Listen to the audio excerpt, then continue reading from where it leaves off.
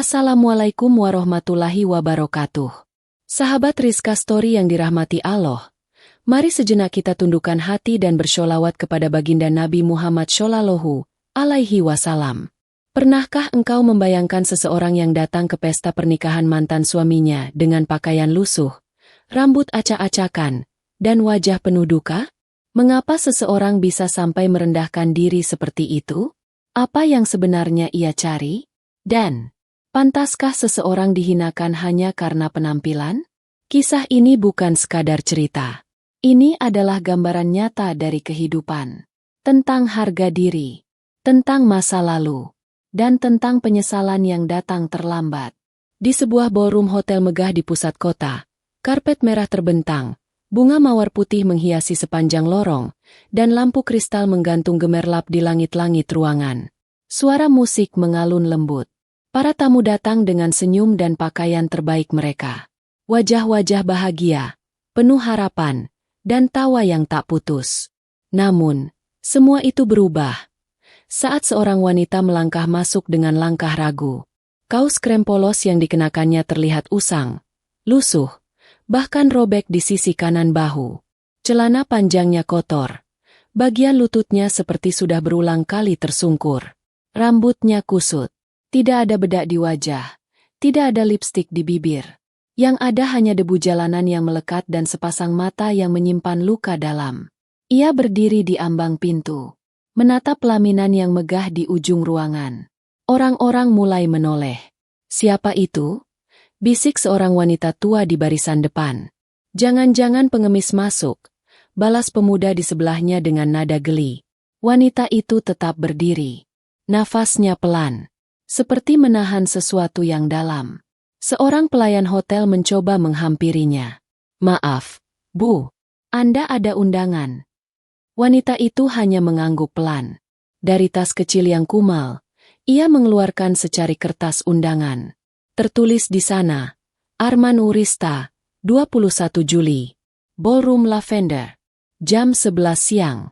"Silakan, Bu," kata pelayan itu ragu. Tapi membiarkannya lewat. Ia melangkah masuk.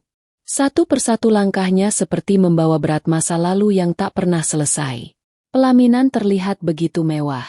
Di sana berdiri sang mempelai pria, Arman. Gagah, rapi dengan jas putih dan dasi hitam. Di sampingnya berdiri sang pengantin wanita. Cantik, anggun, tersenyum bahagia menyambut tamu. Tapi tatapan wanita lusuh itu hanya tertuju pada Arman. Matanya memerah, bibirnya bergetar, tapi ia tetap berjalan. Sampai akhirnya berhenti tak jauh dari pelaminan. Tiba-tiba, suara lantang menggelegar dari arah meja keluarga. "Kamu, Nur." Semua mata menoleh. Seorang wanita parubaya berdiri dengan wajah penuh amarah. Dialah Bu Lestari, ibu dari Arman. "Apa kamu gila? Datang ke sini dengan tampang seperti itu? Kamu pikir ini tempat umum?" Nur menunduk, tapi ia menjawab, "Maafkan saya, Bu. Saya hanya ingin mengucapkan selamat." "Selamat?" potong Bu Lestari dengan nada mencibir. "Setelah menghancurkan hidup anak saya, kamu masih punya muka datang ke sini? Keluar. Sekarang juga." Orang-orang mulai berbisik. Beberapa mulai mengeluarkan ponsel. Entah untuk memotret atau merekam. Tapi Nur tetap berdiri. Tak bergerak. Ia membuka mulut. Suaranya bergetar. "Saya tidak datang untuk menuntut apapun, saya hanya ingin." Suaranya terhenti. Nafasnya memburu. Hanya ingin melihat untuk terakhir kali.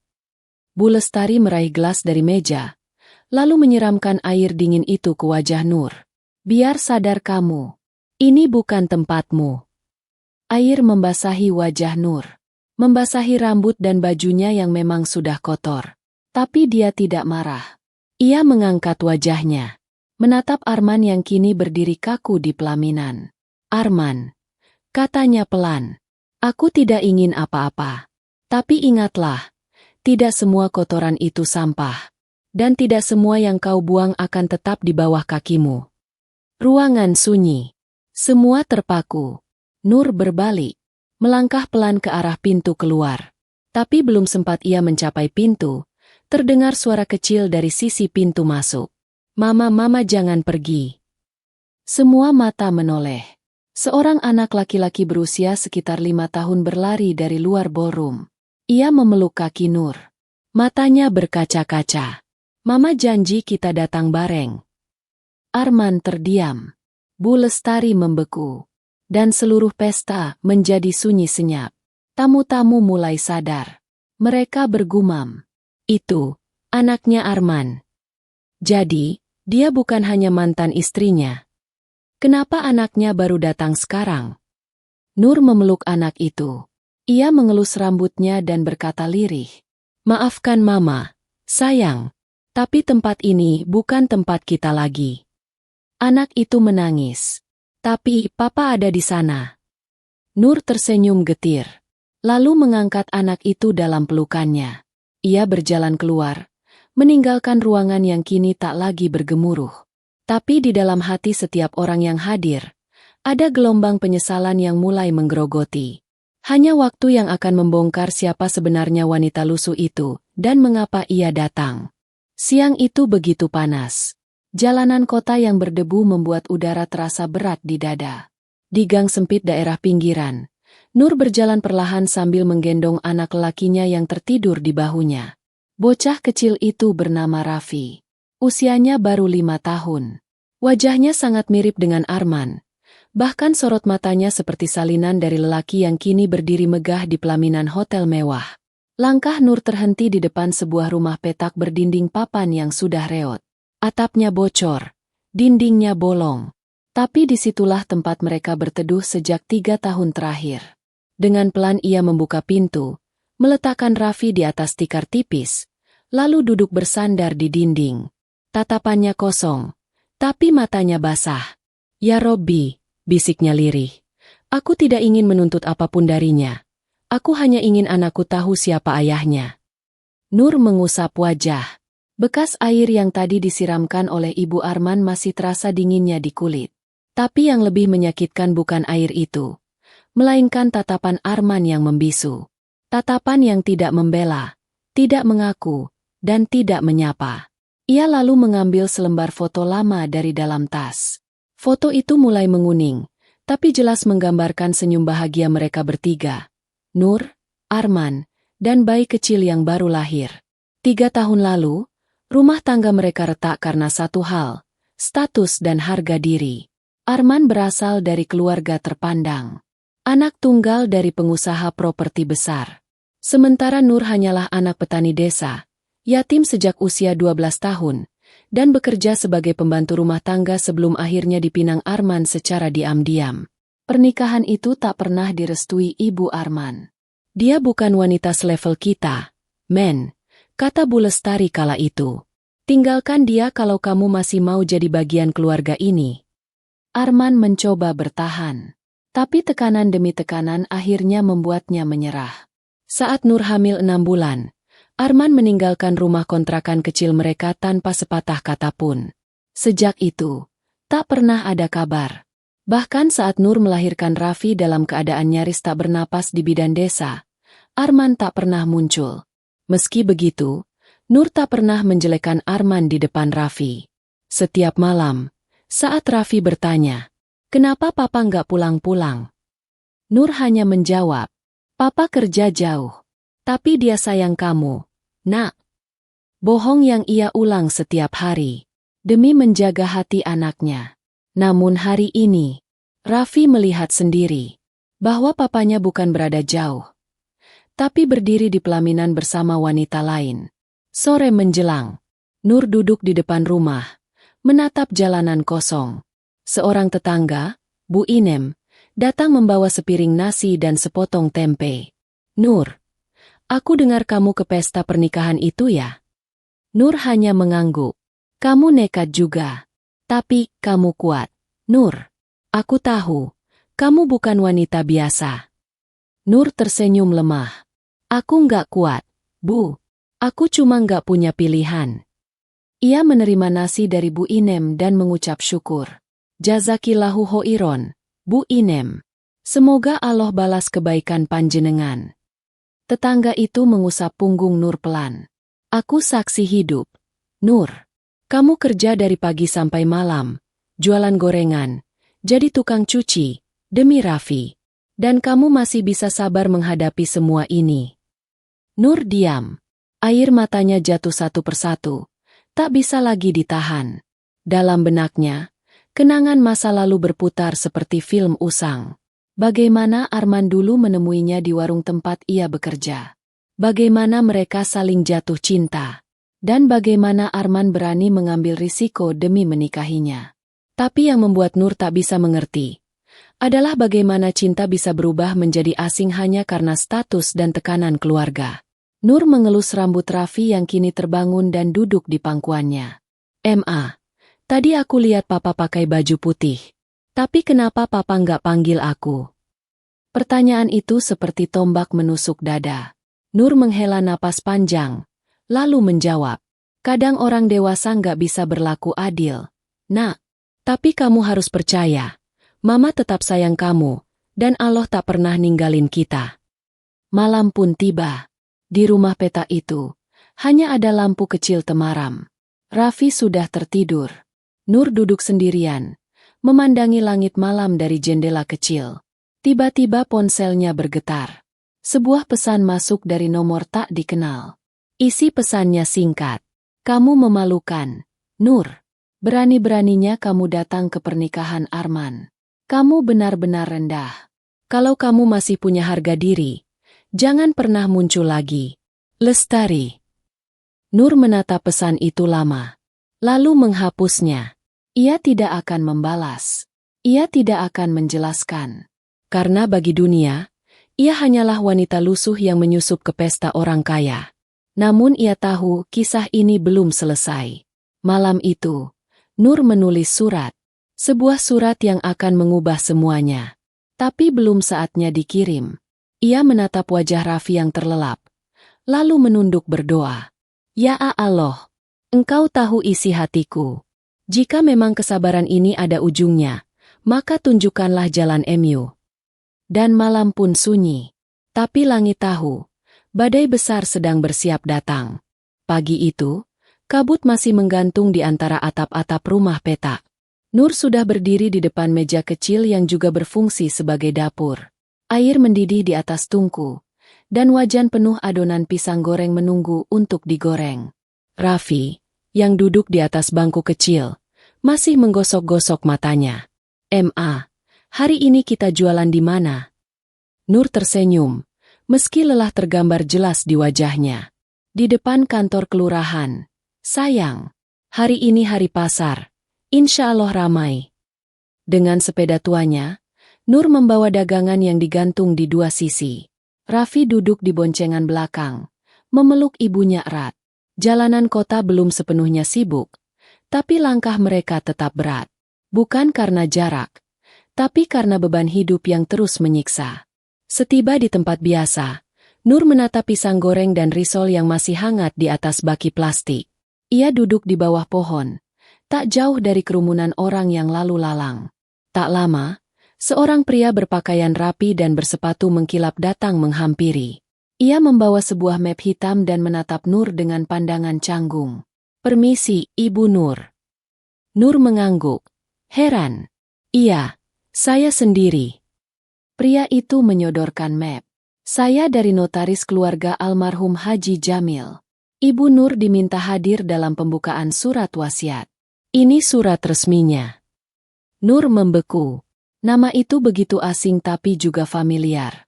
Maaf, saya kenal dengan beliau. Pria itu mengangguk sopan. Bapak Haji Jamil adalah ayah dari almarhumah Ibu Husnul. Beliau meninggal sebulan lalu. Dalam surat wasiatnya, tertulis jelas bahwa salah satu pewaris yang harus diundang adalah Ibu Nur. Nur menerima surat itu dengan tangan gemetar. Ia bahkan tidak tahu siapa itu Haji Jamil secara pribadi. Namun surat itu tertulis resmi dan asli. Hari itu, sepulang dari berjualan, Nur membuka kembali surat yang ia terima. Di dalamnya tertera waktu dan tempat untuk hadir di kantor notaris pusat kota. Hatinya gelisah. Ia bertanya-tanya dalam hati. Apa maksud semua ini? Kenapa aku disebut dalam wasiat orang kaya yang bahkan tak aku kenal? 2 hari kemudian, Nur datang ke kantor notaris. Ia mengenakan pakaian terbaik yang ia miliki, masih lusuh, tapi bersih dan rapi. Raffi ikut bersamanya, duduk tenang di pangkuan ibunya. Di dalam ruangan, sudah hadir beberapa orang. Salah satunya adalah seorang wanita tua yang memandangi Nur dengan tatapan tak percaya. Kamu Nur? Anak yang dulu tinggal di desa Sumberjati. Nur menatapnya lekat, lalu perlahan mengenali wajah itu. Ibu Husnul? Wanita tua itu tersenyum sambil menitikkan air mata. Kamu masih ingat? Kamu dulu yang suka bantu suami saya angon kambing. Masya Allah, kamu masih hidup, nak. Nur mengangguk. Dadanya sesak.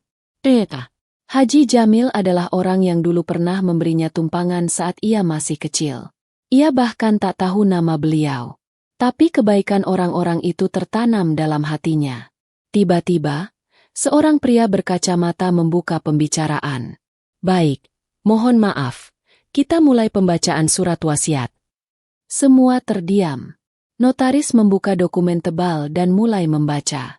Saya, Jamil bin Mahrus, dalam keadaan sadar dan sehat, mewariskan sebagian harta saya kepada orang-orang yang telah berbuat baik kepada saya dan keluarga saya, tanpa memandang status ataupun hubungan darah. Saya memberikan 1 unit rumah di kawasan Bukit Asri, 1 ruko di jalan utama, dan tabungan senilai 2 miliar rupiah kepada Nur binti Mahmud, yang saya anggap sebagai anak sendiri karena jasanya dahulu menyelamatkan istri saya dari kecelakaan sungai tahun 2002. Saya harap, dengan ini, hidupnya menjadi lebih baik. Doakan saya dan keluarga kami. Tanda tangan. Haji Jamil. Suasana hening. Semua orang memandang Nur. Tapi Nur sendiri hanya bisa menunduk. Air matanya jatuh. Ia bahkan tidak tahu bahwa perbuatan kecilnya di masa lalu akan membuatnya diingat oleh seseorang dalam surat wasiat. Wanita tua itu memeluk Nur erat. Kamu bukan hanya ditolong Allah, Nur. Tapi kamu juga telah ditulis dalam sejarah hidup keluarga kami. Beberapa minggu berlalu, Nur dan Raffi kini tinggal di rumah sederhana di kawasan Bukit Asri. Ia tak mengubah banyak hal dalam hidupnya. Masih berjualan, masih sederhana. Tapi kini hidup mereka tak lagi sesak. Ada ruang untuk bernapas. Ada rasa aman. Ada masa depan. Suatu sore, Nur duduk menulis surat. Surat undangan. Bukan sembarang undangan, tapi undangan resmi kepada keluarga Arman. Ia menuliskan dengan rapi. Dengan hormat, kami mengundang Bapak dan Ibu Arman sekeluarga untuk hadir dalam tasyakuran atas rumah baru kami yang merupakan amanah dari almarhum Haji Jamil. Acara akan dilangsungkan pada hari Sabtu, jam 16 WIB di Bukit Asri Blok C4. Atas kehadiran Bapak dan Ibu, kami ucapkan terima kasih. Hormat kami. Nur binti Mahmud dan Raffi. Surat itu dikirim dengan jasa kurir. Hanya 2 hari berselang, jawaban datang. Isinya, kami tidak bisa hadir. Mohon jangan ganggu keluarga kami lagi. Lestari. Nur membaca surat itu. Ia tidak marah. Ia hanya tersenyum kecil. Aku tidak mengundang untuk balas dendam. Aku hanya ingin mereka tahu bahwa Allah tak pernah tidur. Hari itu, Nur duduk di teras rumah barunya, mengelus rambut Raffi yang tertawa kecil bermain sepeda. Ia tahu, belum semua usai. Tapi satu hal pasti, harga dirinya telah ia rebut kembali. Dan dunia mulai mencium aroma dari kisah yang belum mencapai ujungnya. Hari itu, kota tampak sibuk seperti biasa. Namun ada satu tempat yang berbeda. Sebuah balai pertemuan milik pemerintah di pinggir taman kota yang biasanya sepi, kini ramai oleh orang-orang dari berbagai kalangan. Di gerbang masuk, berdiri sebuah spanduk sederhana namun mencolok. Tasyakuran dan santunan 100 anak yatim diselenggarakan oleh Nur binti Mahmud putranya, Raffi. Tidak ada dekorasi mewah, tidak ada tenda dengan warna emas, tapi ada satu hal yang terasa kuat di tempat itu, kehangatan dan ketulusan. Nur mengenakan gamis sederhana berwarna coklat susu. Ia menunduk sopan menyambut tamu, ditemani Raffi yang hari itu mengenakan baju koko putih bersih. Senyumnya polos, matanya berbinar. Tamu yang datang bukan hanya dari lingkungan tempat tinggalnya yang baru, tetapi juga beberapa tokoh masyarakat, ustadz, dan pejabat daerah. Bahkan, diam-diam media lokal meliput acara tersebut karena dinilai menyentuh dan langka. Wanita biasa yang dulunya dikenal sebagai penjual gorengan, kini menyantuni 100 anak yatim. Sementara itu, jauh dari tempat itu, di ruang kerja salah satu kantor properti mewah, Arman duduk di kursinya dengan wajah lelah. Di meja kerjanya, terdapat beberapa undangan acara sosial yang menumpuk. Salah satunya diselipkan oleh sekretarisnya. "Pak, ini undangan santunan anak yatim, dari Ibu Nur binti Mahmud." Nama itu membuat dada Arman sesak seketika. Ia mengambil undangan itu. Membacanya pelan. Ada tulisan tangan Raffi di pojok. "Papa, kalau Papa sempat, aku pengin Papa lihat acara ini. Tapi kalau enggak apa-apa. Aku doain Papa sehat." Tangannya gemetar. Ia segera menutup undangan itu. Tapi hati kecilnya sudah tergores dalam. Sudah berminggu-minggu berlalu sejak pernikahannya. Tapi kejadian di pelaminan, tatapan Nur, pelukan Raffi, semua itu masih hidup di benaknya. Dan entah mengapa, kini semuanya terasa salah. Sore itu, ketika acara sudah berjalan, Nur sedang menata paket santunan di atas meja ketika suara berdeham terdengar dari belakang. "Assalamualaikum." Nur menoleh. Seketika dadanya sesak. Di depannya berdiri sosok yang begitu ia kenal. Wajah itu dulunya mengisi mimpi-mimpi panjangnya. Kini berdiri kaku, dengan mata yang tak tahu harus menatap kemana. "Waalaikumsalam," jawab Nur pelan.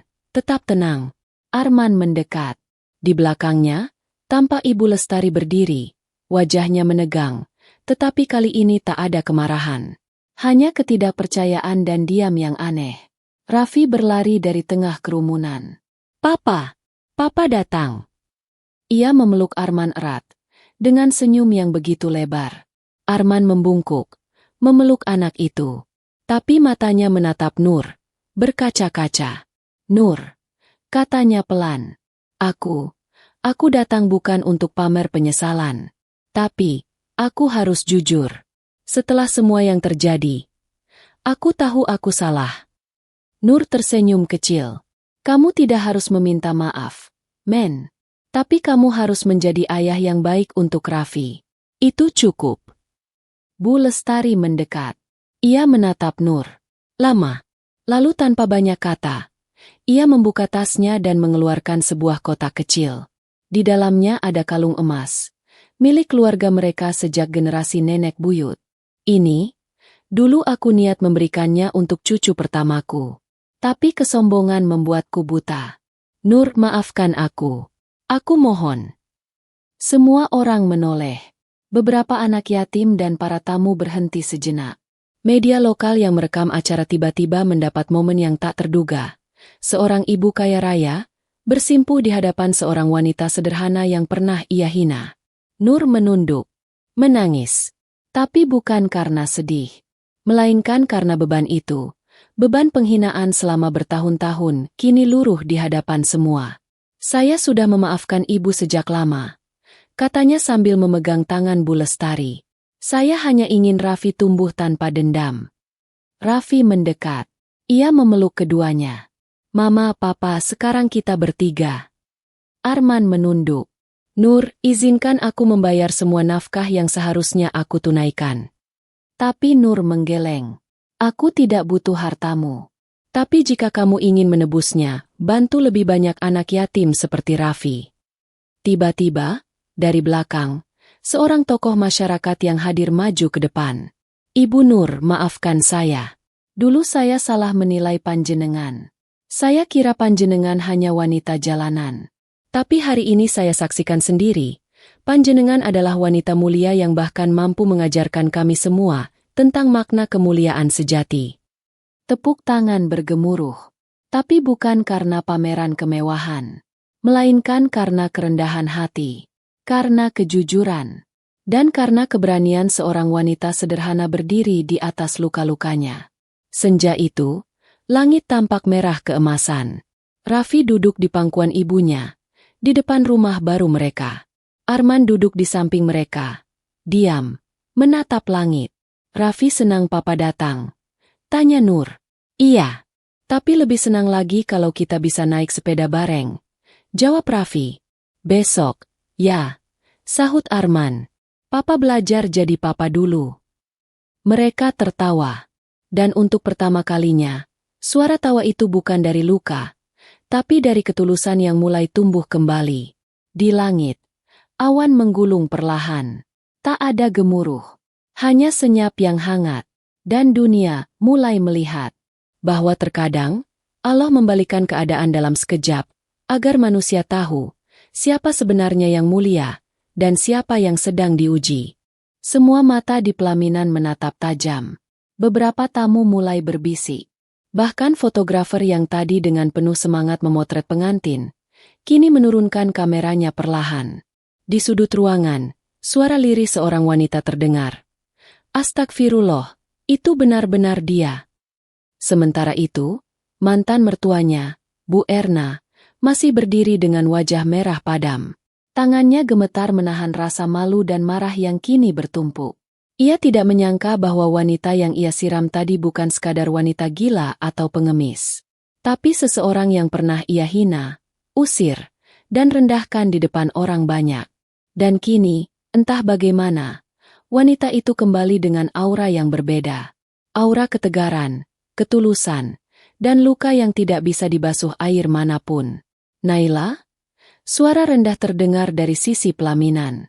Itu suara Irwan, mantan suami Naila.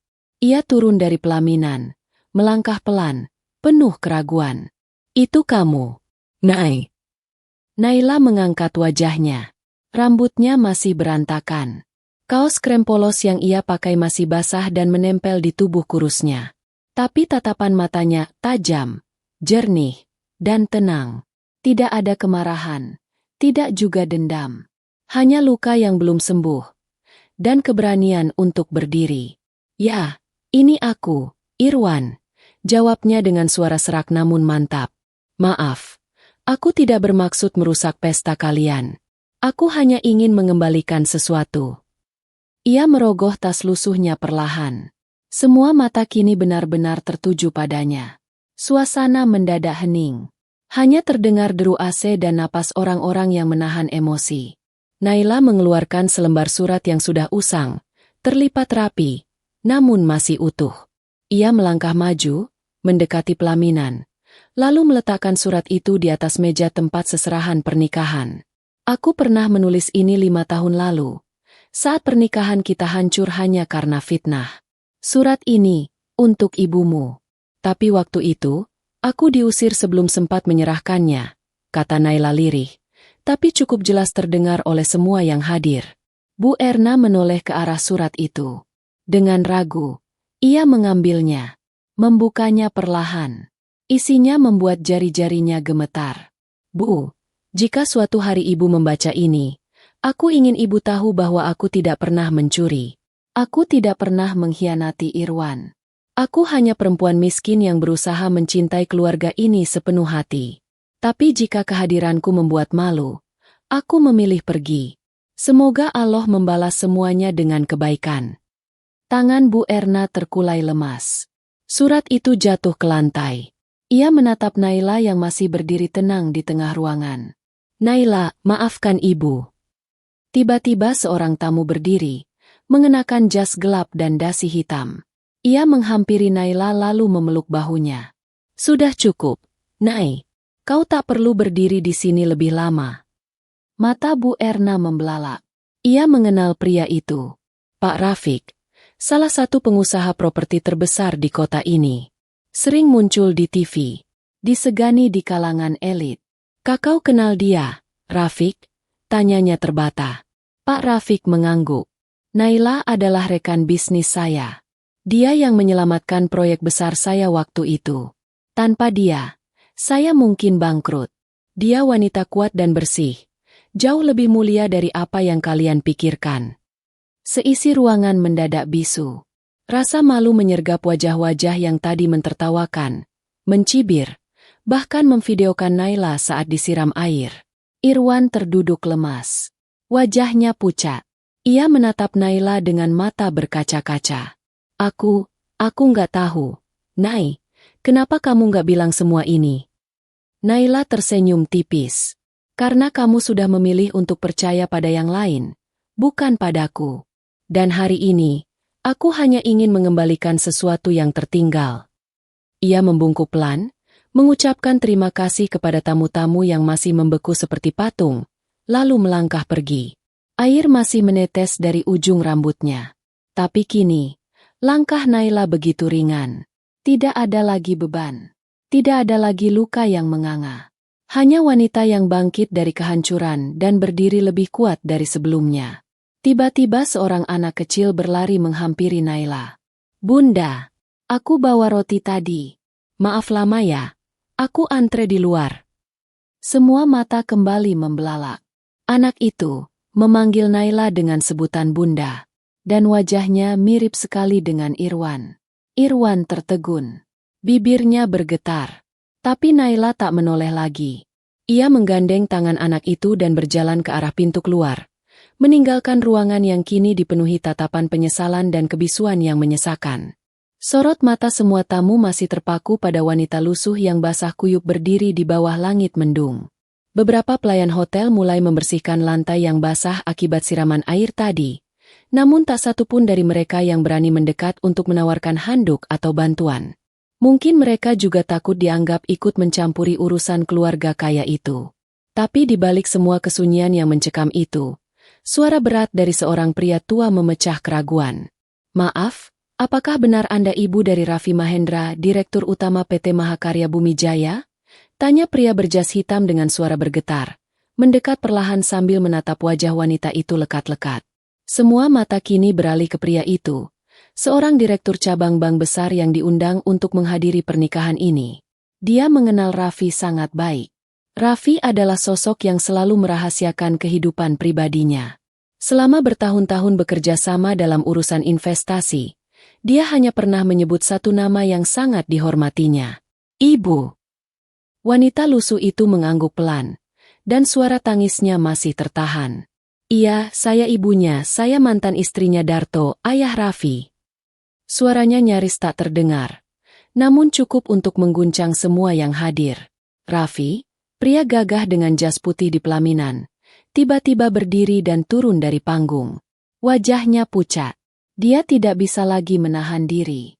Langkah kakinya mantap menyusuri karpet merah, membelah kerumunan tamu yang masih ternganga. Mama.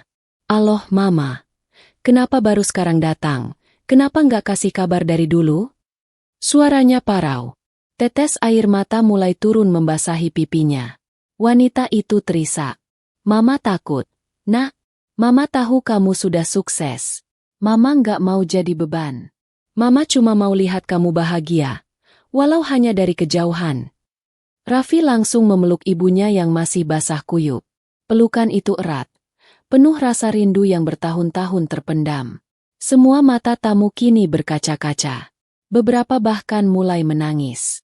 Termasuk ibu pengantin perempuan yang sebelumnya menyiram wanita itu dengan air. Tiba-tiba suasana berubah drastis. Ayah dari mempelai wanita, seorang pengusaha properti, menarik istrinya ke sisi panggung. Kamu gila? Kamu siram ibunya Raffi? Kamu tahu siapa dia? Kalau dia nggak datang, kita semua nggak akan tahu bahwa Raffi bukan anak orang biasa. Dia lahir dari seorang wanita luar biasa. Dan kamu mempermalukannya. Ibu pengantin perempuan tampak gemetar. Wajahnya pucat. Bibirnya bergetar seperti hendak menjawab. Tapi tak ada sepatah kata pun keluar. Sementara itu, Raffi masih memeluk ibunya. Suasana hening. Semua tamu menunduk. Dan dari belakang, para wartawan yang sebelumnya meliput acara itu dengan antusias, kini menurunkan kamera mereka. Tak seorang pun dari mereka tega mengabadikan momen yang begitu menyayat hati dan sekaligus mulia. Pengantin wanita, Aurel, berdiri di pelaminan sambil menatap Raffi dan ibunya. Ia pun turun perlahan, melepas mahkota pengantin dari kepalanya. Ia mendekat dengan air mata berlinang, lalu menjatuhkan diri berlutut di hadapan wanita yang telah dipermalukan oleh ibunya sendiri. Maafkan saya, Bu, saya nggak tahu, saya nggak tahu. Wanita itu hanya menggeleng pelan. Air matanya masih terus mengalir. Tapi kini bukan karena sedih, melainkan karena terharu. Ia mengangkat wajah Aurel, lalu mengusap lembut pipinya. Allah Maha Mengetahui. Nah, hati yang tulus akan selalu menang. Sorot mata semua orang kini berubah. Tidak ada lagi cibiran. Tidak ada lagi tawa sinis. Yang tersisa hanyalah rasa malu dan penyesalan. Karena mereka telah menilai seseorang hanya dari tampilan luar. Dan hari itu menjadi hari yang tak akan pernah mereka lupakan. Bahkan, saat acara resepsi dibatalkan secara resmi oleh pihak hotel karena dianggap sudah tidak kondusif, tidak ada seorang pun yang marah. Sebaliknya, satu persatu tamu mendatangi wanita lusuh itu, menyalaminya, mencium tangannya, dan meminta maaf atas kebisuan mereka yang terlalu lama. Semua menyesal. Raffi menggandeng tangan ibunya dengan bangga. Lalu berkata lantang kepada semua yang masih berkumpul di sana. Inilah wanita yang selama ini saya cari. Yang saya rindukan setiap hari. Yang doanya membuat saya kuat dan berhasil seperti sekarang. Dia bukan orang kaya. Tapi dia ibu saya. Dan itu lebih dari cukup. Lalu mereka pun pergi meninggalkan gedung pernikahan.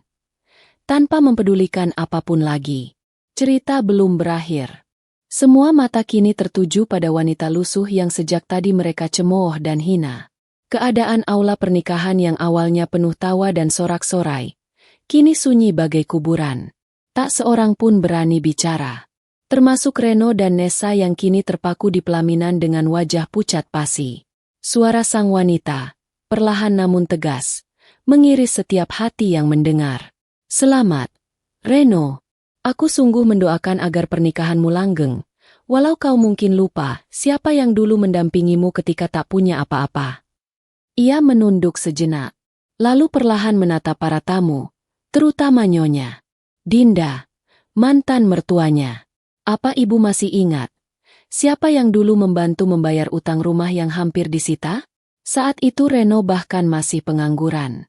Dan ibu menangis di depanku, memohon agar aku bantu. Lalu semua hartaku kujuakan perhiasan, motor butut peninggalan ayah, untuk menyelamatkan rumah ini. Iya. Dinda tersentak. Mulutnya terbuka tapi tak bisa bicara sepatah kata pun. Tapi setelah aku kehilangan anak dalam kandungan akibat kecelakaan, justru aku yang disalahkan. Lalu aku diceraikan. Hanya karena aku tak bisa mengandung lagi. Semua aib, semua tuduhan, semua hinaan. Aku telan sendiri, tanpa pernah aku membalas. Salah satu tamu terdengar berkata pelan, "Innalillahi." Wanita itu kemudian mengeluarkan secarik dokumen dari tas lusuhnya.